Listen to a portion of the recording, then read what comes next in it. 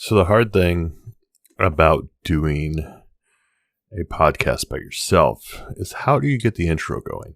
Like when we do the We Don't Talk Politics podcast, I got two other people, at least one other person with me usually, and we'll have a little rattle off at the beginning, started off with some, a soft opener. But yeah, when I'm here, it's in the raw, I'm all alone. I just got to go with it, go with the flow, Just do it how I do it. And that's what I'm doing right now. And I feel like it's crashing. But either way, it is a good day here. And it's a day for the second episode of Doors of the Universe podcast. I almost said we don't talk politics. We were that close to saying we don't talk politics podcast. But without further ado, I welcome you to the second episode. It's this episode may be one of the shorter ones. It is. I'm wanting to do a small series on Oregon cryptids. As some of you may know, some of you may not know, I am currently located in the lovely city of Portland, Oregon. And I feel like it's only right being in Pacific Northwest, which is an area filled with so many great cryptids that we should cover some of them. And this one in particular, I don't remember exactly. I may have done a search for Oregon cryptids. But I know for sure that even as someone who is 5 years sober, Rogue Brewery still puts out advertisements that pull me in and make me think maybe one hazelnut brown nectar wouldn't hurt. But I digress. No, we're staying strong. We're sticking with this. And with that said, I was in a Safeway and I came across a display they had for a current line of Rogue Brewery IPAs, which were based off of local cryptids, local Oregon cryptids. And there were three in particular. And honestly, those were probably the three most, we'll say three of the four most well-known cryptids that are supposed to be located in the Oregon area. When I say Oregon and cryptid, there's a good chance the first thing that it's going to come to your mind would be Bigfoot or Sasquatch. But Bigfoot gets so much coverage. People are all about Bigfoot. It, big feet, all the multiple possibilities of different multiple Bigfoots. But either way, the Bigfoot species seems to get, I would say between Bigfoot and Loch Ness, these are the two that are probably getting the most coverage when it comes to people's knowledge of cryptids. My dad is currently having to explain to people what cryptids are because I sold him my car before I left, my little Prius that I was using for DoorDash and food delivery in general. Speaking of which, let's do this real quick. As someone who is looking out for my fellow man, looking out for people in the side gig industry, if you can get with Grubhub, go with Grubhub. DoorDash is all right. It was a good foot. That's what I started with. I did DoorDash, and I got my foot in the food delivery and using the apps and everything. But Uber Eats and Grubhub especially are way better than DoorDash as far as what they pay their drivers. Tips always go 100% to the driver. But yeah, DoorDash, you can do an order as small as $2.50. If somebody chooses not to tip and it's not a peak hour, you could spend half an hour doing a delivery that's going to get you $2.50. Mind you, you can skip orders, but then you also affects your rating. I could do a whole episode on food, on the food delivery gig jobs out there, because I've done all three, and I will say by far Grubhub is the best one to do. Uber Eats it's up there. It's a close second, I'd say, but Grubhub is by far the best. If you can get with Grubhub, get with Grubhub. That being said, sold my dad the car with the Prius, and on the Prius I had a sticker that just said, "I brake for cryptids." So now my dad is driving that car to work, and his coworkers are like, "What the heck is a cryptid?" So he's getting to explain to them what a cryptid is, which, if you're not familiar, it's just all these different creatures that have been seen or spotted, but there is no scientific proof leading to their existence. Like I said, Bigfoot, Nessie, the Loch Ness monster. These are two that are probably most prominent. Most people are aware of, even if they're not into cryptozoology, which, that's a term. So yeah, I wanted to do some local cryptids here in Oregon. We did Iowa. I think, as far as I know, we only have one cryptid in Iowa, and that was the Van Meter Visitor, which, if you haven't listened to that episode of We Don't Talk Politics, check it out. I think it was like 2 or 3 episodes ago. But yeah, the Van Meter Visitor, if you want to hear about a cool Iowa cryptid. But today, we're visiting something that I do not like. Something that makes me feel unwell, even just looking into it and researching it. And what that is any large body of water. I do not like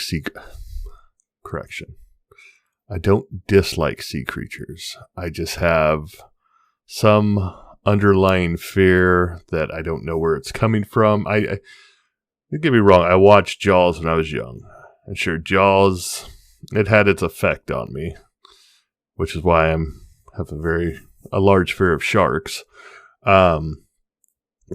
But underwater, large bodies of water in general are not an enjoyable subject matter for me. It's even being in like a pool and being underwater, you know that sound, like that underwater sound when it's just that echoey whatever. I don't even know how to describe it. But when I see that in films, it still gives me goosebumps, chills, makes me feel uneasy. It is unwell with my soul when I have interactions with things like that. So, of course, we want to get, of the three, well, as far as I know, of the three, the most water-based one out of the way first. Which, if you know anything about the Loch Ness Monster, today's cryptid has been somewhat called the American or the Loch Ness Monster of the U.S. His name is Colossal Claude. He has possibly also been known as Marvin the Monster. And another name they had for him was the Columbia Sea Bar Serpent. I don't know if you follow the Instagram or the Twitter, but if you do, you will see a great, a phenomenal, an amazing a mind-blowing artistic rendition of what I think Colossal Claude look like from the descriptions I've read, descriptions I've heard. But there is also plenty of pictures, artwork. Well, not plenty. There's not a lot. Claude does not get a lot of attention. Honestly, there's not a ton of information on Claude online.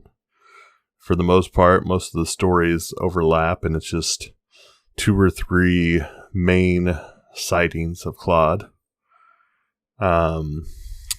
He has been reported to be seen at the mouth of the Columbia River in Oregon and the neighboring seacoast.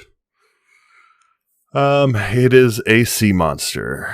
It is something that dwells in the depth, but has apparently come up a couple times and been seen. It's not so much water that bothers me. It's what's in the water. What's down there? We get 70% of the earth is covered with water, and we've explored. The last time I looked, I think it was like 10 to 15% of the ocean, of the bodies of water all over here. Just what's down there? What can't we see? What are we not able to dive deep enough to see? Because, I mean, we just had the colossal squid that showed up a couple years back. I mean, that hadn't been sighted. There's the giant squids, but this was a colossal squid. Yeah, it bothers me. I don't necessarily want to know what's down there, because I think it would scare me even more if I knew what was down there. But I kind of want to know what's down there. You know what I'm saying? Either way, so we got Colossal Claude here, and Colossal Claude is said to be between 15 to 40 feet long. All right, that's a bit of a gap, but these are the estimations, 15 to 40 feet long. Either way, even if it is just 15 feet long, that's still big enough to be uncomfortable to see in the water next to you when you're out on the boat or whatever. It has an 8-foot long neck. It has a round tan body with with differing views, with a snake, horse, or camel-like head and a long serpentine tail. So we've got this 15 to 40 foot long thing with an 8-foot long neck. So, I mean, you think about a basketball hoop, that's 10 feet. So you take 2 feet off that. That's how long this thing's neck is, the neck alone. And yeah, it's just out there swimming in the Columbia River. You know what I'm saying? And if you've ever seen the Columbia River, the Columbia River coastline is just a beautiful, beautiful stretch of land. I highly recommend checking out if you haven't seen it. That's one of the things about living in Oregon. I'm having to constantly remind myself to keep appreciating everything that's out here, just because it is like you're just surrounded by these beautiful trees and the coastline and the hills and the buttes and everything. It's the Pacific Northwest is by far my favorite part of the country, and I'm very happy that I'm getting to live here. But I'm also reminding myself I have to appreciate it for how beautiful it really is, because it can become just background. But yes, Columbia River coastline. If you get a chance, please see it. Hike out there, see the forest, see the trees. It is all beautiful. It's so green out here. Just everything is so green. But enough about Oregon and its beautiful coastlines and forest and everything else. Let's get back to Colossal Claude. So the sightings of Colossal Claude, we are looking at 1934, which is the first sighting, and usually one of the most retold tellings of the sighting. It's the most popular one. But it happened on or just after the Ides of March, which was, for yous that don't know, for those of you that don't know, the Ides of March is March 15th. And I was one of you that didn't know. I knew Ides of March was in March and that Julius Caesar got assassinated, and that's why they always say, beware the Ides of March. But March 15th, 1934. And let me see here. So a large portion of the information I came from was from Offbeat, Oregon, which is a great site that gave me the most information about this. And it seems like a lot of the other sites that I had most of their information from Offbeat, Oregon. So we'll just go through with what the article said here. So on or just after the Ides of March, 1934, the skipper of the lightship tender Rose returned from dropping off a relief crew on the Columbia River lightship with a remarkable story. It seems the entire crew of the lightship, plus the crew of the Rose, saw a huge, snaky thing swimming around the ship. A genuine, bona fide, honest-to-God-free sea serpent. It was about 40 feet long, recounted L.A. Larson, first mate aboard the Rose. 40 feet long. That's just too big for anything to be in the water. It had a neck some 8 feet long, a big round body, and a mean-looking tail, and an evil, snaky look to its head. I don't know exactly what a mean-looking tail looks like, but in the picture I drew, it had spikes on it, so that could be a mean-looking tail. Not everyone agreed on every particular in describing the monster afterwards. Jay Jensen, captain of the Rose, told the Morning Oregonian that the creature's head looked more like that of a camel than a snake, but the witnesses agreed on most other details. Members of the crew, after watching the strange creature with field glasses for a few minutes, wanted to launch a small boat and approach it for a better view. The officers, though, ordered them not to. The sea serpent was big enough that it could potentially tip the boat over. 40 feet long with an 8-foot neck. And you want to go explore it. Who in their right mind is saying, I want to get closer to this thing, let me see it? I was not meant to be on the sea. Eventually, the monster slipped away, out of sight and into legend. But it wouldn't make nearly as big an impact on the public imagination as it did on the crew of the lightship. That's probably because somebody decided to dub it Colossal Claude, and whoever did that would be the runaway first prize winner in any least interesting monster name contest. Also, skeptical newspaper editors spilled very little ink on the monster at the time. 3 months later, a strange carcass was reported washed up on Long Beach Peninsula in southwest Washington, and there was some speculation that it could be the sea serpent. But nothing further was printed, so it most likely turned out to be an oarfish or decomposed whale shark. I don't know if you've seen an oarfish before, but they're not the most pleasant to look at. Fast forward a few years to 1937. The serpent was back in the news. This time, the crew of the fishing trawler Viv reported that Claude had reappeared and had spent a little time studying them at close range. Captain Charles Graham described it as a long, hairy, tan-colored creature with the head of an overgrown horse, about 40 feet long, with a 4-foot waist in diameter. So we're getting similar stories of it being 40 foot long, overgrown horse, the head of an overgrown horse. So we're leading horse, camel, snake right now. These are where we're at. But tan-colored creature and hairy. I don't know why, but hairy animals in the ocean bother me. That doesn't seem right. A few months later, another report came in from a beach-going couple named White who were visiting Devil's Churn, which I have, but Devil's Churn, 120 miles to the south. The two of them had been admiring the scenery there when they saw, just offshore, a huge hairy thing that looked like an aquatic giraffe, with a neck and maned head sticking up 15 feet above the water. They estimated it at 55 feet in overall length. So we're keeping it in a general area here. This is 40 to 55 feet.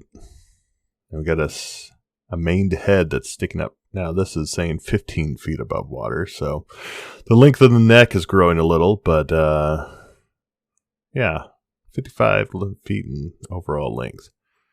Now me, from a distance, even close, from a distance, I have a hard time guesstimating. I'm going to go with distance anyway, in any form. Like I don't know the length of a mile, how far a mile is when I'm walking it or whatever, or driving, and then measuring 15 feet above water. I guess, I mean, like I could say, yeah, it was a basketball hoop and a half feet above water, which is wildly impressive.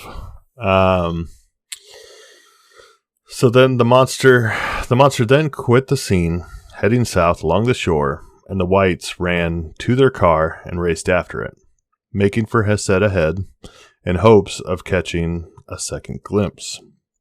Heseda. I think I said Heseda. Heseda Head. If you go there, there's a lovely lighthouse there that, I don't know if you can actually, I'm not sure if you can go to the I think you can go to the lighthouse. Either way, there's a beach there that is beautiful, and you can see Heseda Head. Check it out. They were in Loch when they arrived, so did the creature. Then it turned and headed out to sea and was soon lost from sight. All right. Nothing happening for a little bit here. We jump forward to 1939, 2 years later. Oh, I'm sorry. A year and a half went by without further reports. Then in April, the crew of a fishing boat called the Argo claimed the closest sighting yet. Once again, just off the Columbia River, Captain Chris Anderson reported that the monster passed within 10 feet of the Argo, its head and snaky neck jutting 10 feet above the waves. I don't like that. I don't like that one bit. I'm just picturing it in my head, like being in this boat, and within 10 feet of your boat is this hairy, tan sea creature with its head 10 feet above water just looking at you. It's 10 feet away from you with its head 10 feet above water. And it's something nobody's seen before. So, yeah. Yep. Keep me out of the ocean. Anderson said one of his crew members grabbed a boat hook and tried to poke at it, but Anderson stopped him out of fear of making it angry. He could have sunk us with a nudge, Anderson said. His head was like a camel's. His fur was coarse and gray. He had glassy eyes and a bent snout that he used to push a 20-pound halibut off our lines and into his mouth. Hungry. 20-pound halibut. How do you know it was a 20-pound? The Argo case is the last confirmed sighting of the Columbia sea bar serpent. Author Michael Newton found numerous other references to the monster by individuals here and there, sightings of anomalies that got attributed to being Colossal Claude, whether they look like him or not. But all these sightings seem to have petered out by the end of the Second World War. So, let's see. The creature hadn't been seen since 1963. And then another water-dwelling beast was supposedly caught on tape by the Shell oil workers on an oil drilling expedition near Astoria in 1963. They dubbed it Marvin the Monster, although some insist it was none other than Colossal Claude. So yeah, the Shell oil workers, there's I guess they caught it on tape. I've saw a picture of what they caught on tape, and doesn't necessarily look like the descriptions of Colossal Claude I've heard, but it still looks like something that I would not want to see at any point in my life when I'm in the water. But yeah, definitely, it was definitely monster status. It was large, and it, I can't remember, it said it had like, they caught it doing like a coiling swimming motion. I need to see if I can find video that I saw, which I really don't want to watch. There was one video on YouTube I watched. I'm pretty sure it was fake, but it still gave me chills when I watched it. Of like something servicing. These people are in a boat and they're watching the water. They've got and you see the movement, and then you see it surface for like 2 seconds, if that.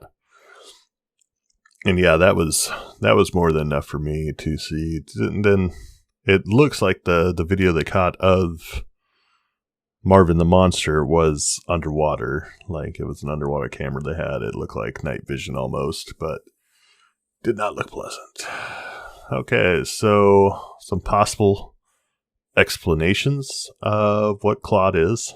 I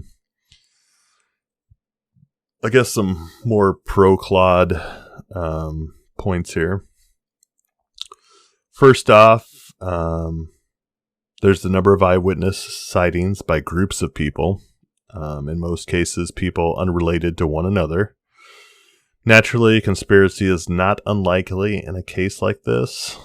Kind of like, let's get together and tell everybody, hey, we saw Colossal Claude. But it is complicated. And most conspiracies eventually unravel. This one never has. It just seems like there was enough eyewitnesses from credible sources that it was a thing. What it was is still up for guesses, but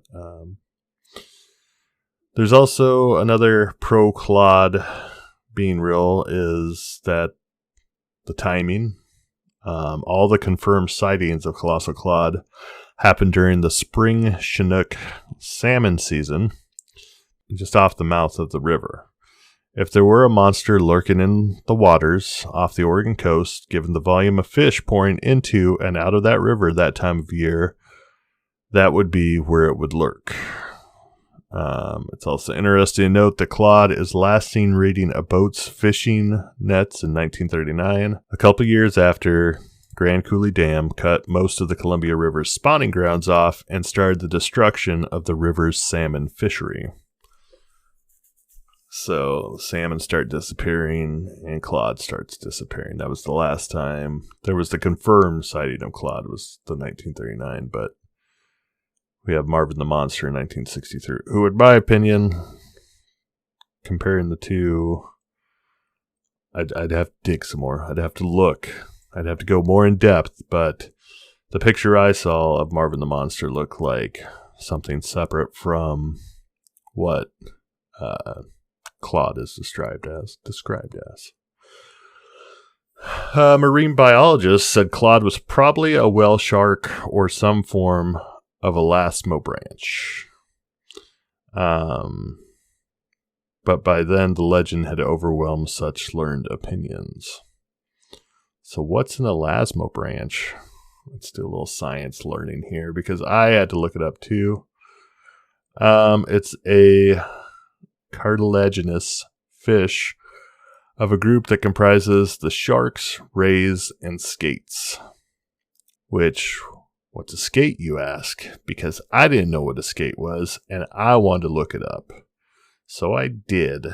And skates are cool. They're basically like less attractive manta rays, but when you look at them from the bottom, they have the smiley face thing going on, like the two little dots in the mouth, so it looks like it's a smiley face all the time. So that's cool. And yes, people do eat skates. when I was trying to research and looking into what a skate was, there were videos popping up how to prepare skate wings. I'm guessing it's more of a pygmy variety as opposed to the giant variety, which I think one of the skates I saw was like 14 feet wide and like 800 to 1,000 pounds, I believe. But yeah, they can be very large. And then, like I said, the pygmy, because when you're looking at the videos, what I saw they were preparing, I didn't watch any of the videos. It's made me sad thinking these creatures are getting eaten. It looked like they were more the pygmy, the smaller variety of the skates that they were eating the wings off of. But yeah, if you haven't seen them, check them out. I posted a picture of a skate it was with, from National Geographic, I believe. I posted it on the Instagram and the Twitter. But yeah, so marine biologist said Claude was probably a whale shark or some form of elasmobranch. Elasmobranch? I'm going with elasmobranch. ELASMO branch. All one word.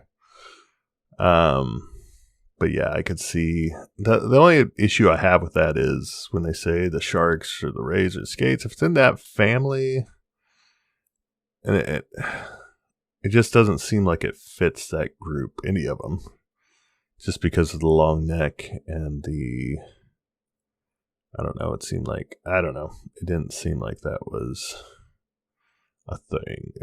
Just doesn't seem to line up to me being one of those options. There is a theory out there that while it's unquestionably far-fetched and unlikely,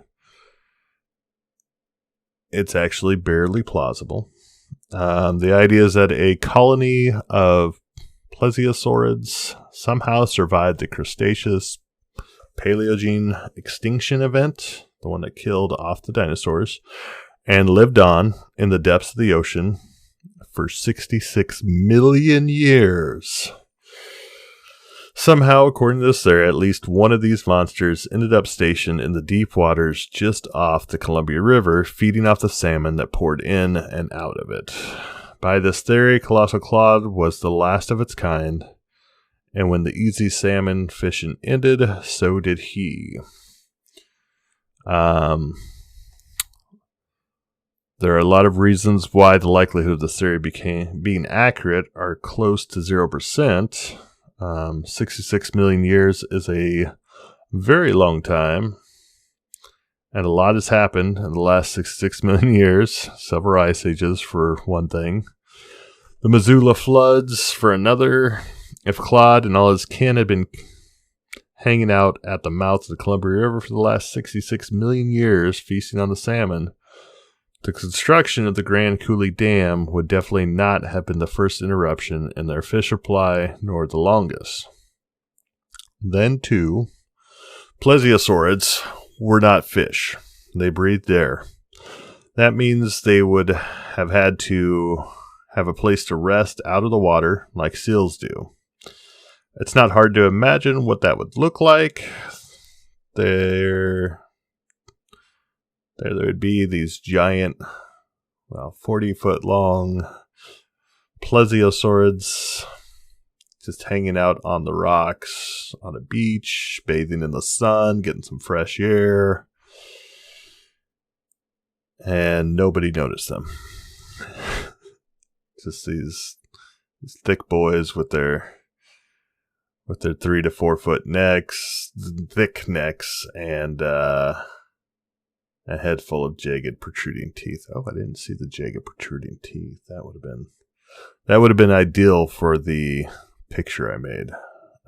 I've let that down. We'll assume the picture I made is of a Claude. Claude had some poor dental health, and maybe he was just eating kelp at this point. Yeah, he's just eating kelp, just eating seaweed, surviving off the land, not having to eat animals. But no, that's, you would think if it was a plesiosaurus, it would at some point be seen hanging out outside the water. Maybe it's late night. Nobody's out. Maybe it's just kind of coming up for air when nobody's around. Maybe it's learned that man is a natural predator. Yeah. So nobody saw it up until the 1930s. Like nobody would notice that till the 1930s. So it seems hard to believe. Not to mention the 66 million years. And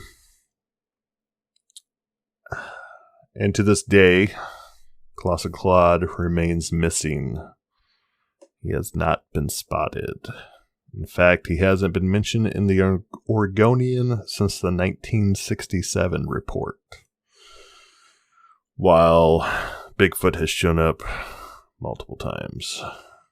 But yeah, Claude is, if he's still out there, he's not making himself seen. But so, I mean, it's interesting to think about. It's the fact that you have multiple sources that spot this, not necessarily within the same, I mean, semi-close timelines, but still, like, I don't know. It just seems like, to me, it seems like it is something that was possible. Because something was seen. Let's put it that way. Multiple people saw something. Or they were just telling, I don't know, coming into port and spreading stories to make good long-term, I don't know, myth and legend. Me personally, I believe there is so much stuff in the ocean that we don't know what it is, or there's probably so much stuff that we haven't seen that does exist. We're constantly finding new life forms from the ocean. So yeah, no, I definitely think there's a possibility that this was a very real thing and that multiple people did see this, multiple witnesses, which makes it more credible. What do I think it is? I'd love for it to be a dinosaur. I'd love for there's still some dinosaurs 66 million years later that survived the mass extinction and the ice ages and everything else, but the likelihood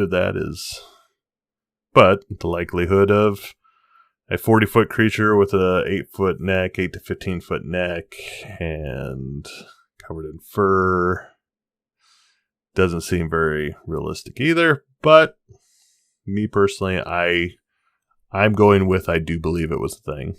Do I think he's still alive? I lean towards probably not.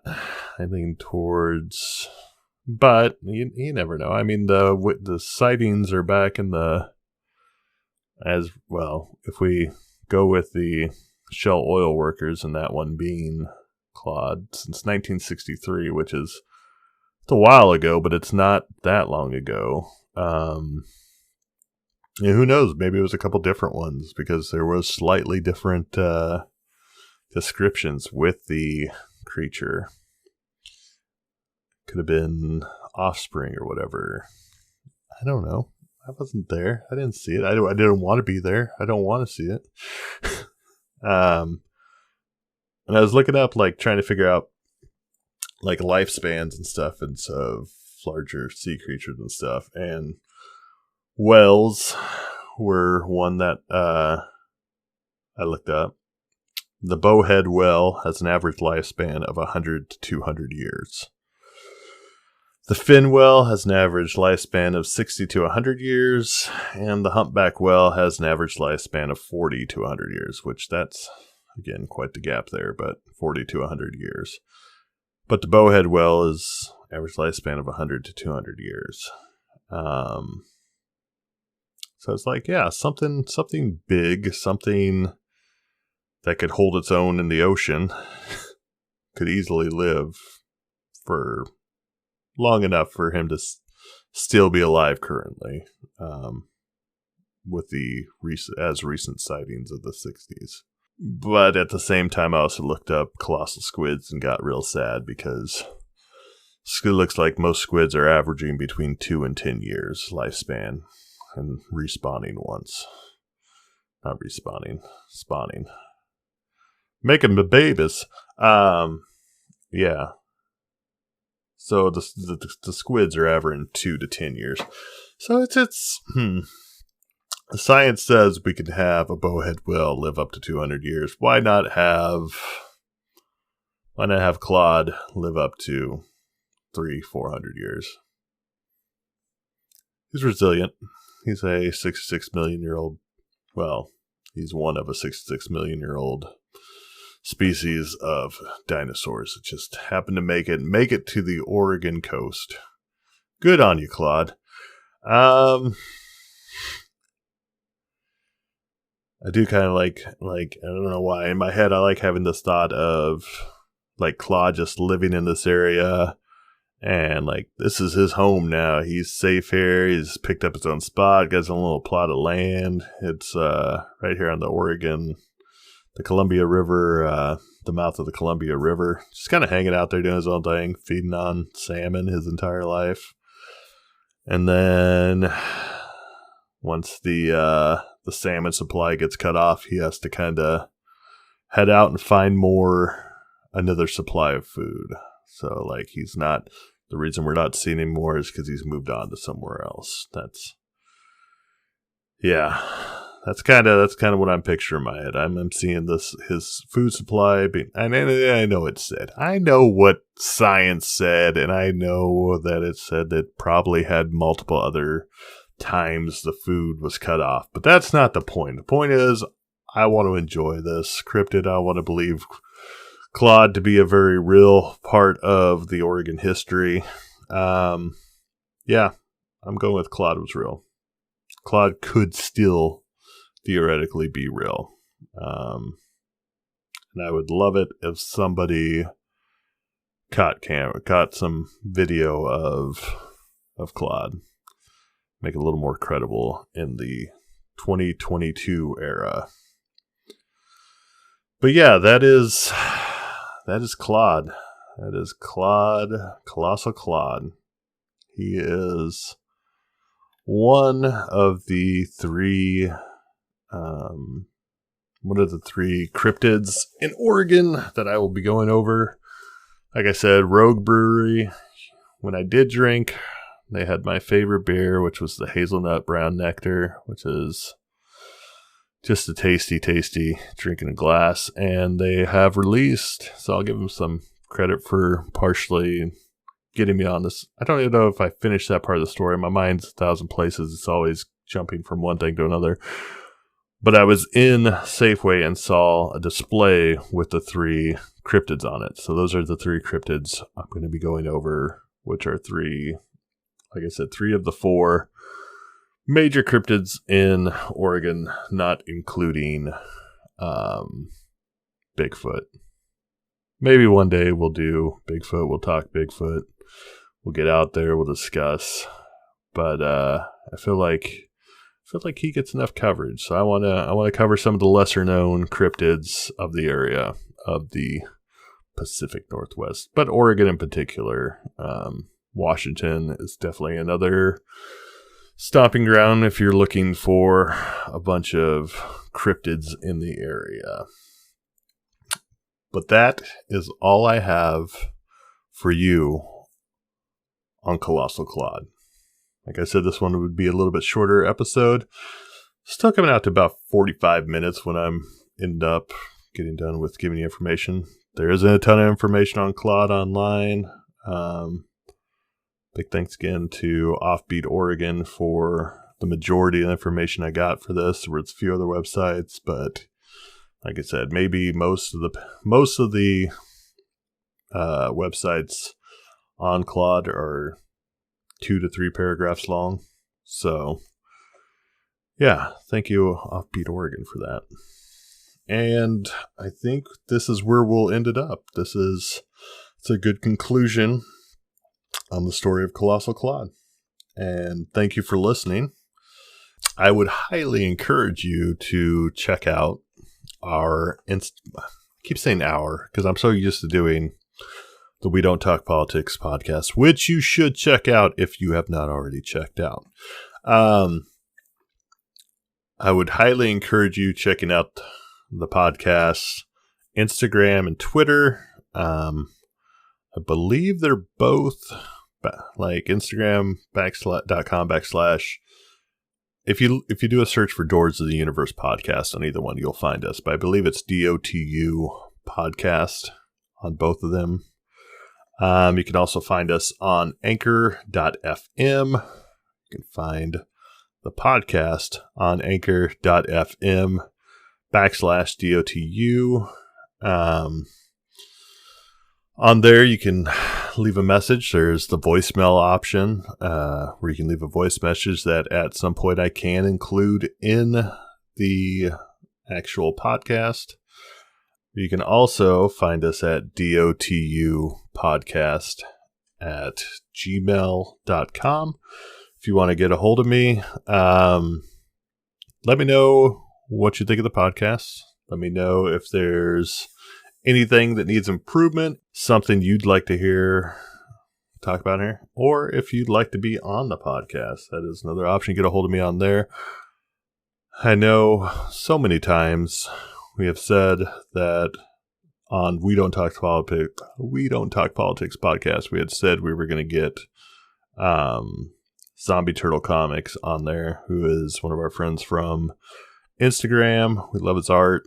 Have made multiple attempts to make it work, and it just always seems like getting four adults together is hard.